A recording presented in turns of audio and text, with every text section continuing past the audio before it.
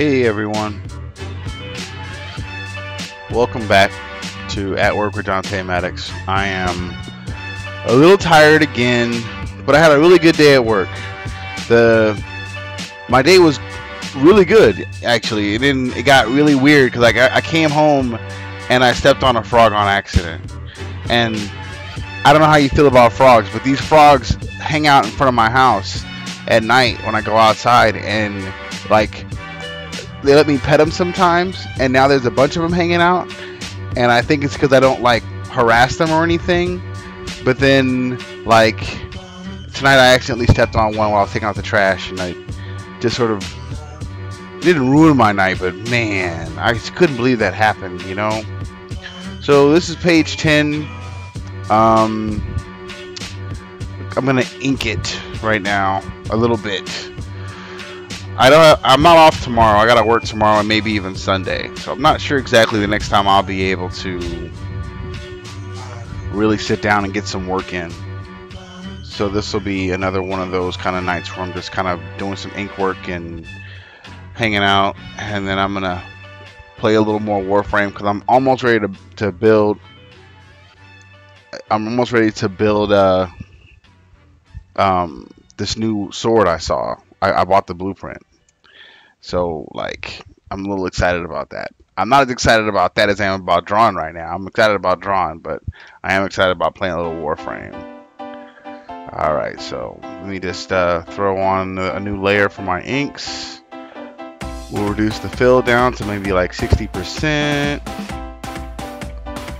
And wow, it's Friday night, so that's another whole week of shows, and I feel kind of proud of myself because it's been a work week for the first time, like a regular job week. And so I wasn't sure I was going to be able to manage doing the show every night with the work schedule.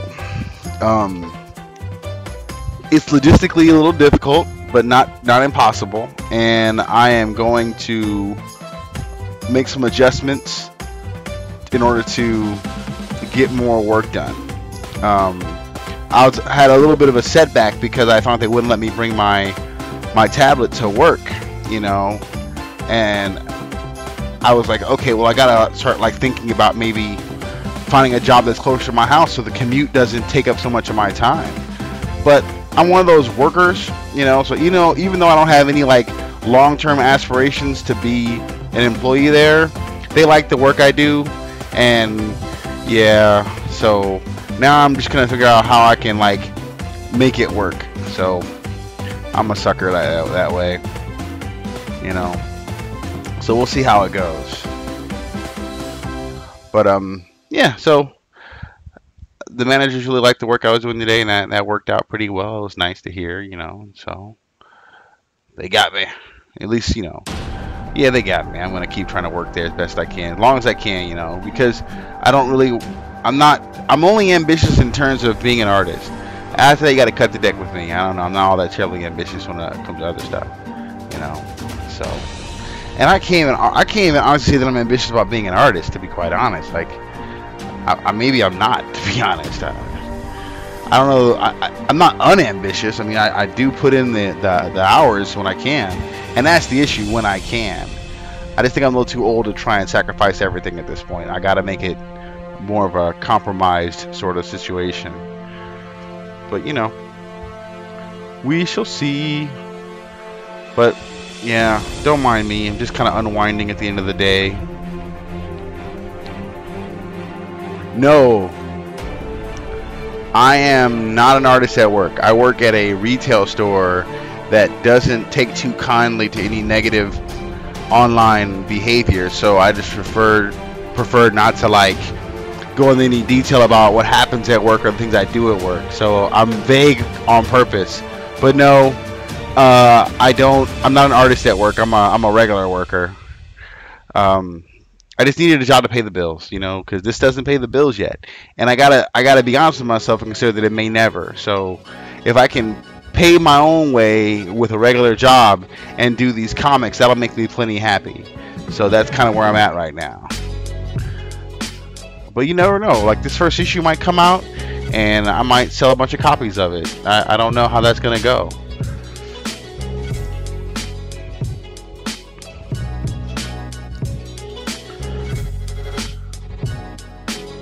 Are you gonna spy on me, or am I Oh, you know, it's a unique kind of retail store, and the issue they have as far as bringing my personal equipment to work is valid, considering the kind of retail store it is. So it's not like I don't feel like I'm being treated unfairly. I just kind of ran into a situation that sucks but can't be helped. To be completely honest about it, like it sucks, but at least I can kind of see where they're coming from. And it may not be a thing going forward. Like I've been, kind of talking to my managers about the nature of my particular device and how it's unique. And if I continue to do a good job and they appreciate the work I do, maybe they'll let me bring my device in and never bring it out of my backpack. Just have it on my possession, because what I really want it for is for the commute. It's about an hour and a half by car, and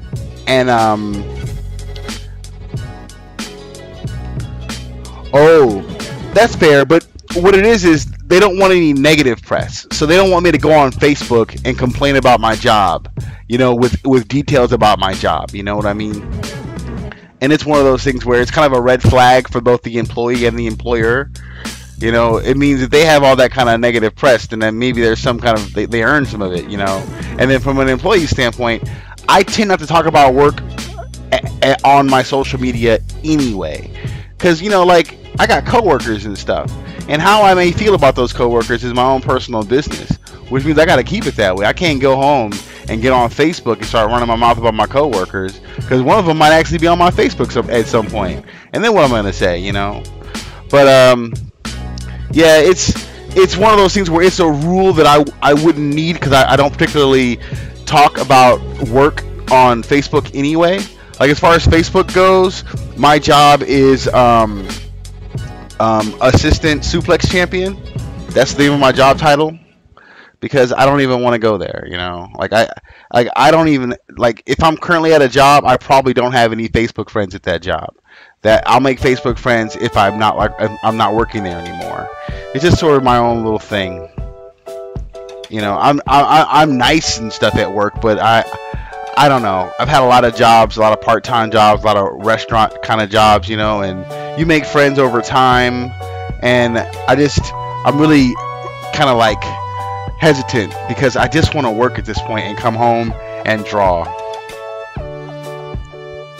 Right. Yeah. So, but the people I work with are cool. I don't imagine having that kind of issue where I would come home and have all this stuff to say. But you just never know. You never know.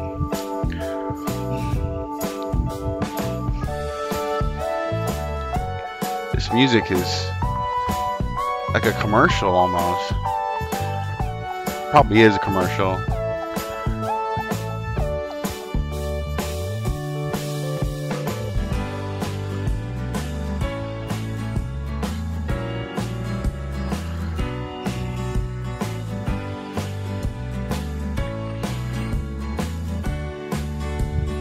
Oh, there's going to be a big giant TV here, like a big kind of like holographic television kind of thingy-majigger right there. That's why there's so much empty space there. They're going to be seeing something on the news that's like no bueno. I just realized that there's nothing there in that scene, in that cell.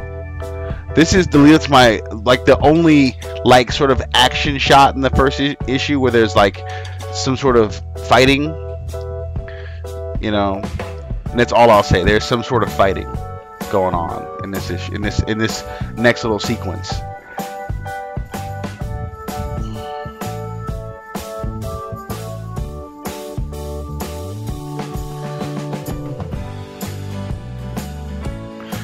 Yeah.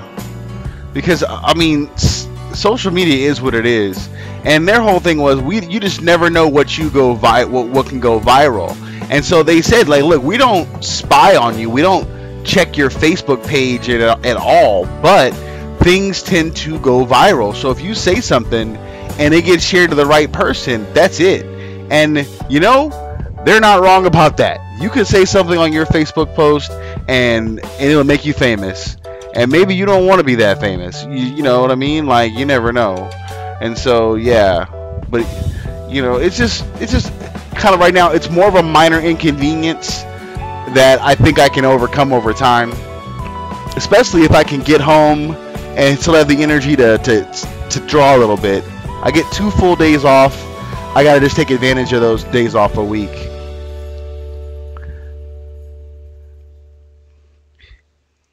I'm a bit disappointed that there's no part-time hours at this job. It's all full-time. So if things do go really well for me in this comic book thing and I can afford to like pay rent and all that stuff with just my comic books, I'm gonna have to like quit that job, and that'll suck.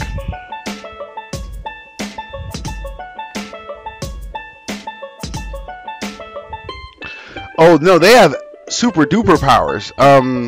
The characters here in this scene all have superpowers. Imagine, okay, you can see the scene. Okay, there's 3 people you see on the very bottom. The one guy in the cell by himself, and the female character are both like super dope Captain Americas. Like they are the if you boosted Captain America's powers to their like height. So we're talking about almost like Spider-Man level physical abilities, agility and speed and all that kind of stuff. But Simon, the big guy, is a mutation of those base powers. And so he is super strong and durable, like Superman kind of, but no flight. More like Doc Samson from the Hulk books, I guess, but stronger than that. Stronger than Luke Cage, and invincible like Luke Cage. He's a superhuman strength. Or superhuman strength, yeah. And then this guy up here, Max, is also like, they're called post-meta. And so in the story's backstory, these super soldiers, these Captain America types, are sent to a big giant war in what used to be like the Asian continent, but it's this big radioactive wasteland.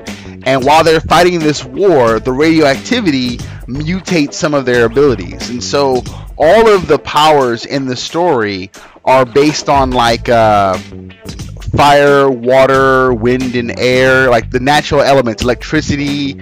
Anything that I eventually develop has to follow along those like natural lines. So there's not a lot of Professor X's. There's not a lot of like people who can read your mind. It's people who can fly, who can emit like lightning or fire, or run at super speed. Things that I can kind of argue could exist on some sort of like Star Trek. Like if like the idea is, if the creators of Star Trek made a superhero story based on the tenets of Star Trek and how they use science, so science fiction.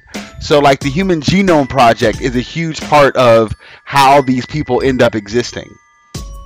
Yeah, so it's just that because of the nature of the story, they don't get into any real superheroics in that sense, because the whole point is they exist in a world where everyone else is like regular, and so there's a level of fear that they could eventually do more harm, despite the fact that their existence saved like the known world. And so the point is in this story that they're kind of playing nice. They're trying to be. They're trying to avoid using their powers in a broad sense. So I gotta be careful with the gratuitous violence in the fighting, because they don't have super villains to constantly chase around.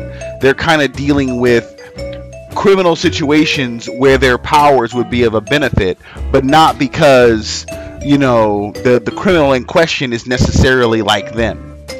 Even though in this first issue, this is like one of their first cases where it's a metahuman who's doing all this stuff, and it's a post-metahuman. It's like more like Max and Simon than it is like Kofi and Fiona. They also don't have last names, because a little unfair. In what sense?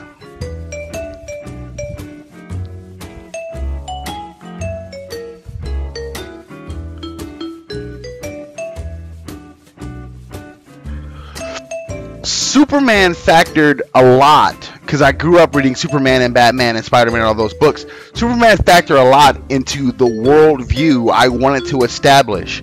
Like, me and my buddies would sit and talk about comics while we were in college, and one of the running gags was, who on earth would want to live in New York if the Avengers and Spider-Man and all those guys were also living in New York? How could you want to stay there when every other week some giant robot or something was trying to destroy the whole city? I mean, it's the most dangerous place, like, ever.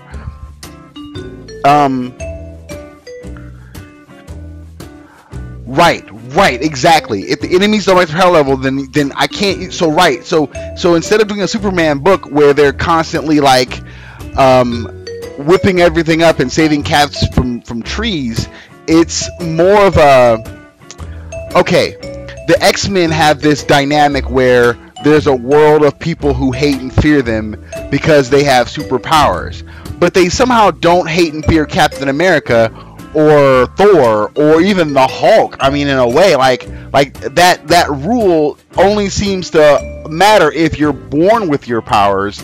And to be honest, as much like the X-Men, that idea doesn't hold much water, because Captain America runs around, everyone's cool with that, and he has superpowers. So is it the powers are the problem, or it's the born with the powers that's the problem, you know? I feel like the X-Men don't actually fit in the Marvel Universe because of the basic struggle that they say that they're affected by. It's kind of a weird double standard that you just kind of have to accept for a good story. So if you take the X-Men ideal and then let it run its course with the assumption that eventually they'll be accepted by all of society, that's more kind of what's going on in the New World Chronicles. The New World Chronicles is like a story of how a world of costumed adventurers came to be. And in the very beginning, they weren't costumed adventurers. In the very beginning, they were cops, or they were soldiers, and then they were cops. And as police officers, they gain the public's trust. And then, well, a lot of stuff happens after the first 12 issues. And the next series is called Delta. It deals more with the world and how the government of the Western Alliance affects the world. And there's events in that story that sort of unfold the way they do because superpowered individuals exist. But the whole point was to eventually get to a situation where you have a comic book universe that's kind of familiar, but with a backstory that gets you there in a way that's more, I don't have to say more realistic, but more organic. You know, why do the people of New York seem to be okay with the Avengers living down the street, when in reality, no one will live in New York if the Avengers were on the corner, because they would get sick of all the danger. So how does a society come to be so accepting of such dangerous individuals always around? And my comic book story is sort of an attempt to answer that question, or at least show a possible answer to that question. And so, yeah, they start off being super cops who are war heroes, you know, and then later on, years and years go by, and as the years go by, society just sort of adapts to this idea that these people exist and operate in their world. You know, they share the world. And so when the comic book stories start coming out where they have capes and tights and stuff, it just, you don't have to keep asking, why on earth do they put up with this crap? And also, I'm light on bad guys intentionally throughout the entire series, because I think an overwhelming number of bad guys makes your superhero story suffer tremendously, because it makes you sort of question how all this can be happening if your world is supposed to be so, like, realistic. So there's not a bunch of bad guys running around at any point. Even in the later issues where there's superheroes running around, there's still less bad guys, because bad guys tend to get dealt with in a more final sort of fashion. Like, I always think about the first Superman movie, and when you see Lex Luthor in film, and it's Gene Hackman, and he sends 2 nuclear weapons and attacks the United States of America with them. I mean, you consider that for a moment. He fired 2 nuclear weapons on American soil. How did he end up in jail? how? He should have been like, killed by the police. I mean, if anything, like, I'm not saying Superman should have killed him, but there should be like a trial for like, war crimes and stuff. Like, you fired a nuke at the United States of America, pal. You're not gonna see a jail cell, not for any period of time. I mean, that's not realistic at all. And so I started thinking to myself, okay, so when I tell these stories, yeah, I'm gonna have bad guys, but they're gonna burn bright. They're gonna do something horrible, and then there's gonna be consequence, and then we're gonna move on, and they will have been, they would have served their purpose, But they can't keep running around. Like, the Joker just can't keep running around doing all the stuff he does with no consequences other than going into Arkham Asylum. And I completely buy the idea that Batman wouldn't murder the Joker, but what's to keep Commissioner Gordon from killing the Joker? I mean, goodness gracious, he's murdered like one of his like loves. He's put his daughter in a wheelchair. Like, the Joker has done more damage to Commissioner Gordon's personal life than he has Batman's, even though he beat up and killed Jason Todd still. I mean, half of Commissioner Gordon's family is taking a bullet from the Joker. And I'm sorry, we've seen in reality what mass murderers happens to them when they're out and about. They don't end up in a jail cell. They end up dying in a hail of gunfire because they're mass murderers. The Joker should have got killed by Commissioner Gordon years ago. And the movies kind of do that, which it never bugged me that Jack Nicholson dies in the first Batman movie, or that Heath Ledger apparently dies as the Joker in his turn. Even though I heard that he technically didn't die, I don't know how that works, but I don't know. But the idea that the Joker is so like effective at his career choices kind of shortens his expected lifespan. And the comic books do Batman a disservice by not just, I don't know, killing that guy off, because it just, after a while, Batman looks to be terrible at his job. So in this story, you will have people who are really, really bad and do really, really evil things, but eventually justice comes calling, and the rest is history. Like, yeah, that guy was pretty evil. He was pretty Hitler, and Hitler died. He was pretty Osama bin Laden. Osama bin Laden died. Like, those dudes tend to get killed. And if they don't, you call them emperor or whatever, like, So that's kind of like the idea. So the New World Chronicles will have its fair share of bad people, but oftentimes those bad people won't be supervillains. They might be bad people, or they might have a worldview that puts them at odds with certain people. And like, one of the major bad guys in the film, in the story, is actually not initially a villain. He ends up becoming a villain due to some extenuating circumstances, because I wanted him to be sympathetic but irredeemable, and that was a hard thing to pull off. And of course I don't know if I pulled it off yet because the story isn't out, but yeah, one of the characters, one of the major players in the story, when you first meet him, it's not going to be how you think he's going to end up. And then, because I want the reader to kind of be like, oh, that sucks. Even though he's doing all these horrible things, I want the reader to always kind of feel for the guy because of who he was and what he accomplished before the bad things started happening to him, So, and I don't mean like in a Magneto sense either. I want someone who's truly committing evil acts that are irredeemable, but, you have to kind of be like, oh, you know what, though? Yeah, it's not as simple and cut and dry as there's the bad guy, go get him,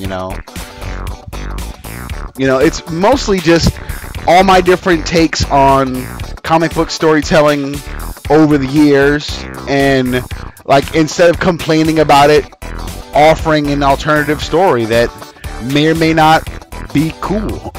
But I won't know until I put it out. And it all starts one page at a time.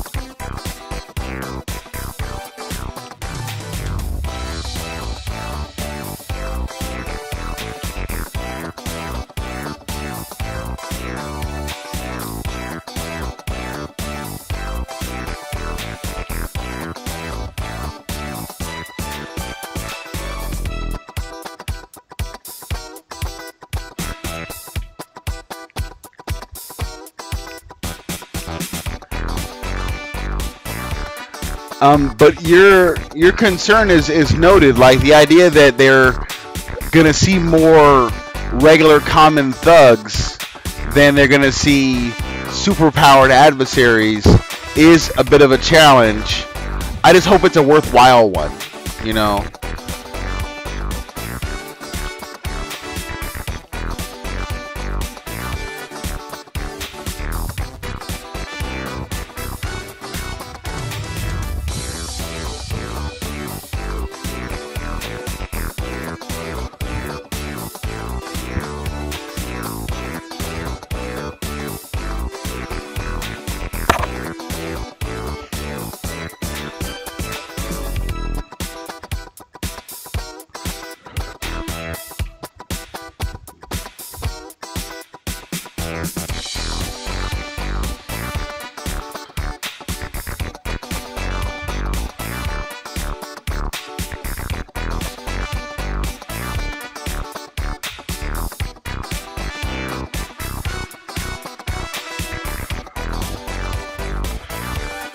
And please don't think I don't like Batman or Superman, because I absolutely do like Batman and Superman.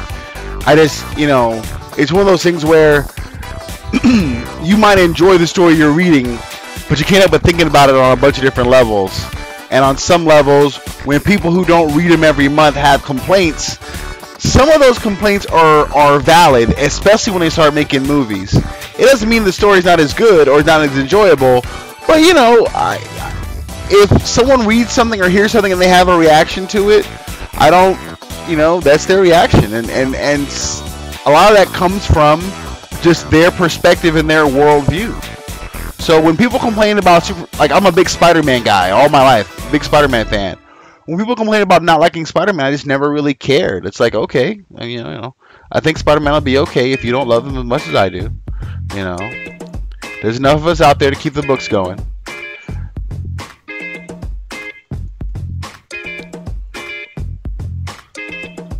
You don't like Superman and Batman and stuff? A lot of people don't. Superman's is a hard pill to swallow.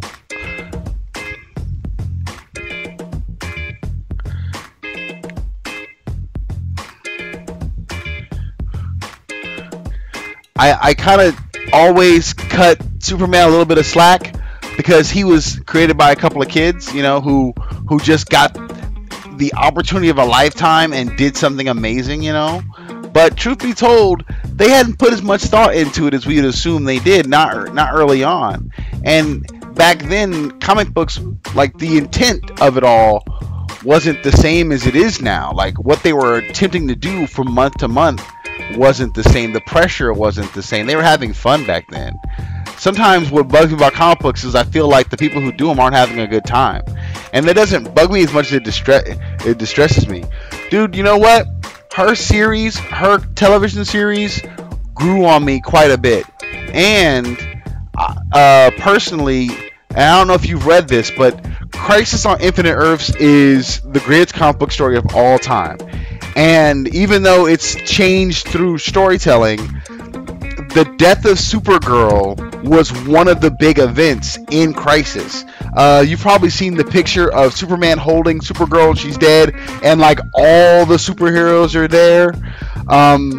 What's so weird about the CW shows and Supergirl is, okay, Barry Allen and Kara, Supergirl and Flash, both died in 1985 during Crisis. Oliver Queen died maybe within 10 years. He died and was gone for a long time too.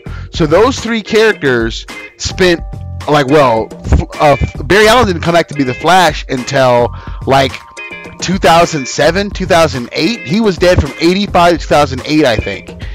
Kara was dead for a similar amount of time. Oh, the MOBA? I never got a chance to play it. I don't really do well on the MOBAs because I just don't know the play mechanics. And so I have a chance to play it, but that does suck because I'm getting ready to get... Is it going to be a MOBA, the Flashpoint game, or is it going to be something different? Because I'm looking forward to getting back into playing DC Universe Online on a regular basis. It's a sub game. It's a game I have to subscribe to. I can't just play it for free. It just doesn't work for me. I gotta have all the subscriber benefits. Even though this one I might just buy all the different content packs and not spend the monthly fee. I don't know. Depends on how I feel. Something about being a subscriber. That's one of the one games where being a subscriber feels kind of nice. I don't know what it is.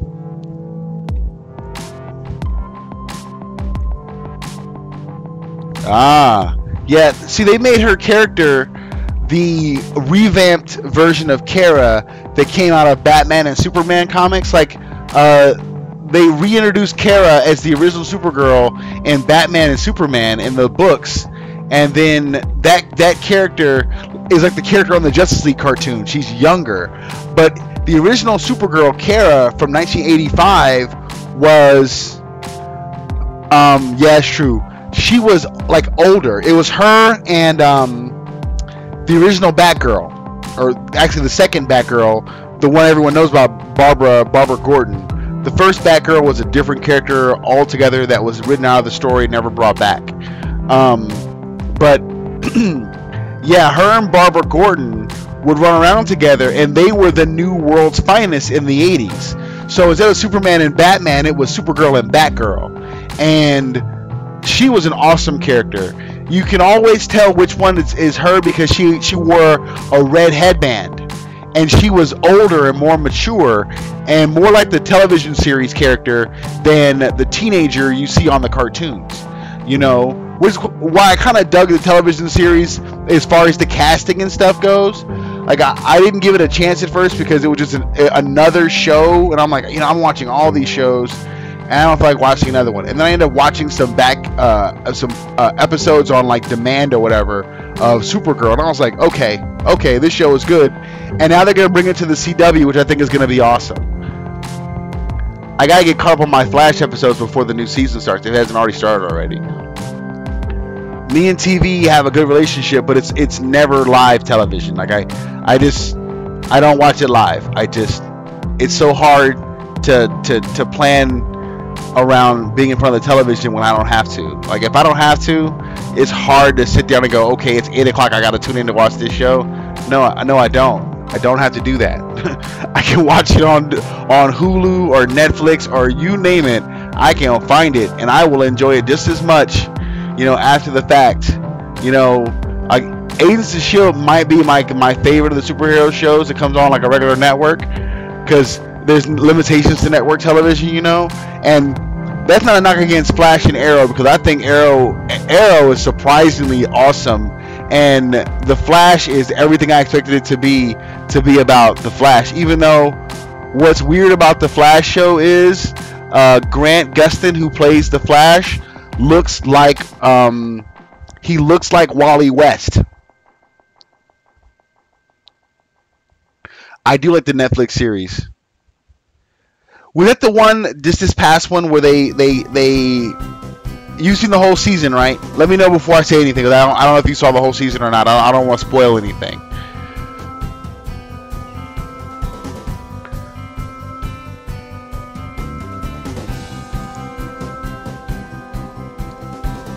But the guy who plays Barry Allen, who I think is awesome on Flash, he looks like Wally West, who, for someone my age, Wally West is the Flash. Like, I love Barry Allen from a historic, like, he's a legend kind of perspective. Barry Allen was the Flash, but he died in '85. I was in kindergarten. You know, so when I was buying comic books and reading comic books, Barry Allen wasn't around. He was a legacy, like Captain Marvel was for Marvel Comics. I never actually was old enough to read about Barry Allen when it was coming out. Yes, he was the second Flash, and he became Flash in 1985 at the end of Crisis on Infinite Earths. And he was Flash up until they did the whole reboot thing.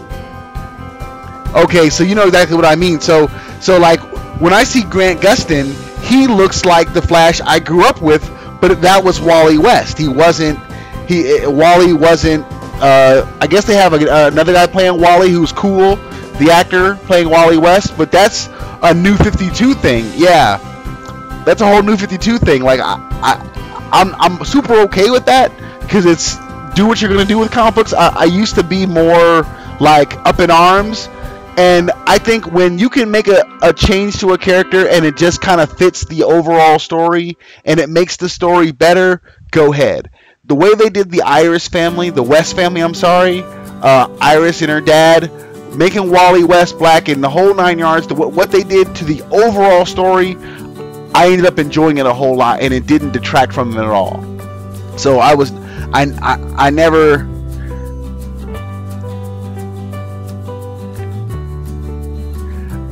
Yeah, and you know what? I forgot that Linda Park was Dr. Light, and when I realized that was what they were doing, I don't know, because, well, truth be told, Linda Park, the Dr. Light, was created literally in Crisis on Infinite Earths. The real Dr. Light is a dude. Yeah, I forgot she's Dr. Light because when you meet Linda Park in the comic books, she is a Japanese scientist who doesn't speak English. And she gets made into Dr. Light, like in the middle of the story out of nowhere. And she doesn't stick around long in the story as Dr. Light because the real Dr. Light is a dude and he's a bad guy from the Titans books. And he was part of a story called Identity Crisis. And it's like super bizarre, and so he's such a strong villain that the new Dr. Light being a hero, she doesn't really appear much in the comics. So when they brought out her as Linda Park, I didn't even make the connection. Well, maybe the actress is, but in the comic book Linda Park is Japanese. I know.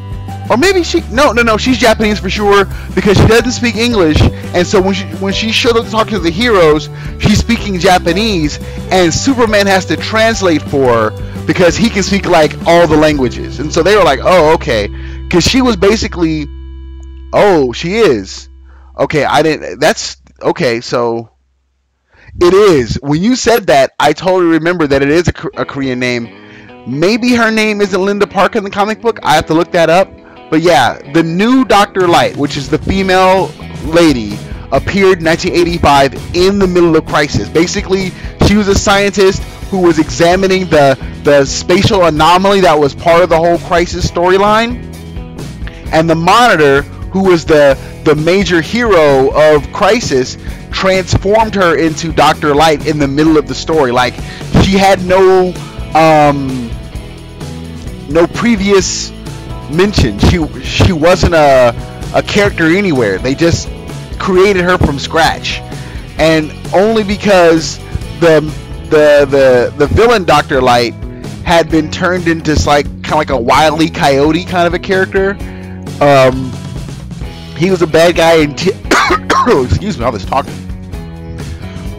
I need to get some. Hold on, I gotta take a sip of this coffee. He was a bad guy in Teen Titans, or the Titans comic books, which were kid books in the beginning, because they were all the sidekicks and they were their younger selves. So it was Wally West, Dick Grayson, Donna Troy, and Aqualad, Garth. And so their missions and their villains were all geared towards kids. So Dr. Light was like a bad guy from the Looney Tunes more than he was a serious villain. What you find out in this story called Identity Crisis is he ended up like that because the other heroes realized how potentially dangerous he actually was and basically made him stupid so that he could fight the kids and not kill them. Like, I thought it was a brilliant story to kind of explain how the books at one point could be so comical and still be part of this canon that is supposed to be very, very realistic.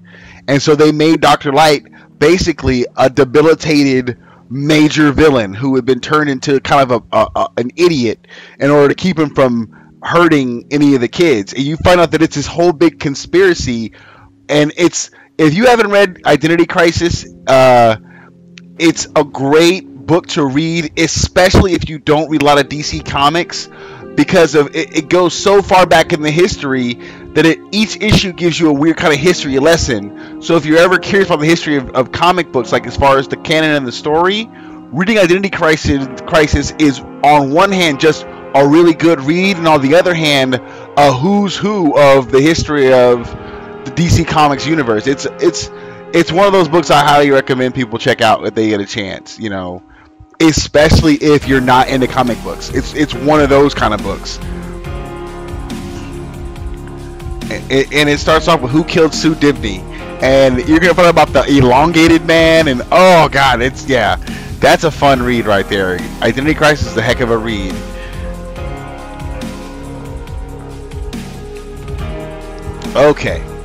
Okay, we hit the 30-minute mark, and I don't have to be at work till noon tomorrow. I can hang out a little bit later and play a game or two, but I'm gonna try and catch up on some much-needed sleep.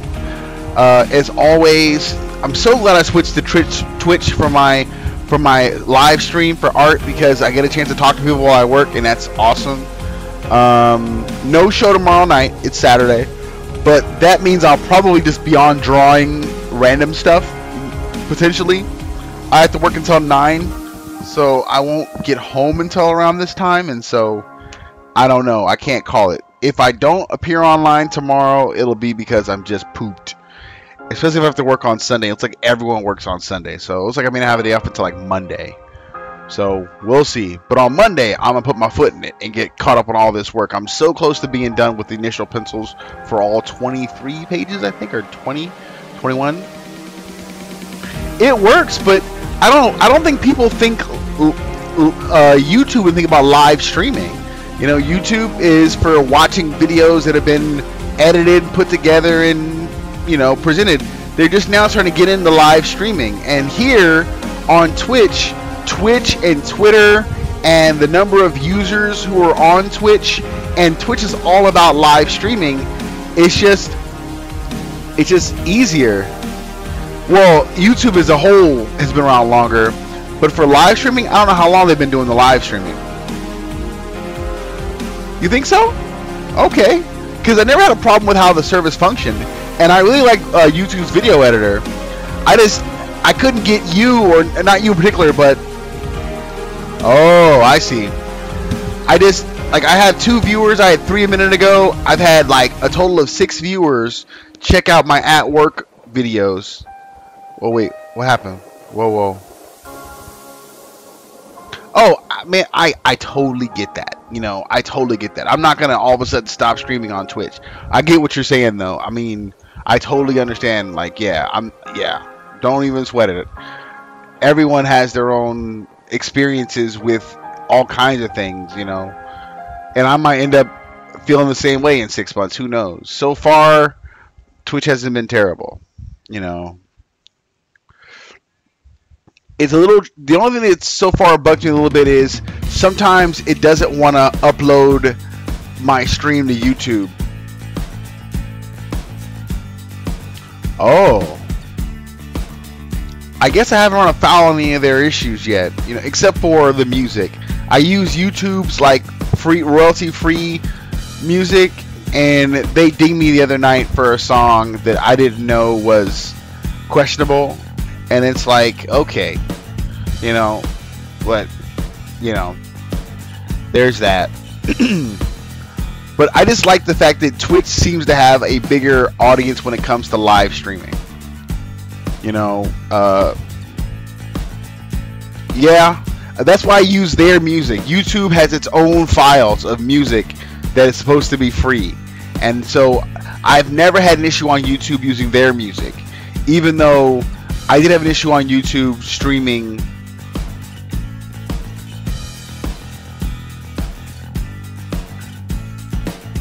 Oh. Okay.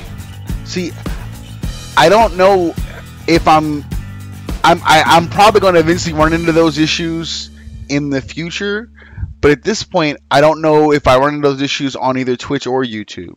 I have no idea, to be honest.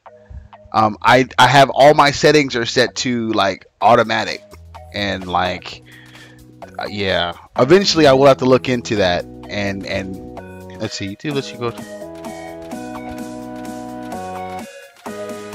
Yes, they can, which is cool. Like, the one thing I do miss about streaming on YouTube is I can watch it on my television, because I can watch YouTube on my television. I can't. Actually, I can go to Twitch too. I can do that too. I can go to Twitch. Yeah, Yeah, they can, and that is cool.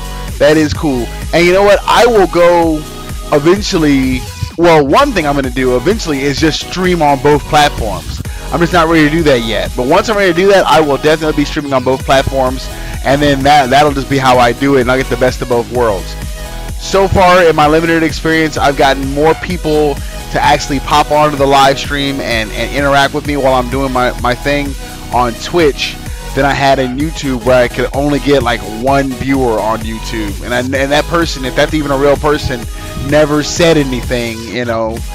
So I don't know, but yeah.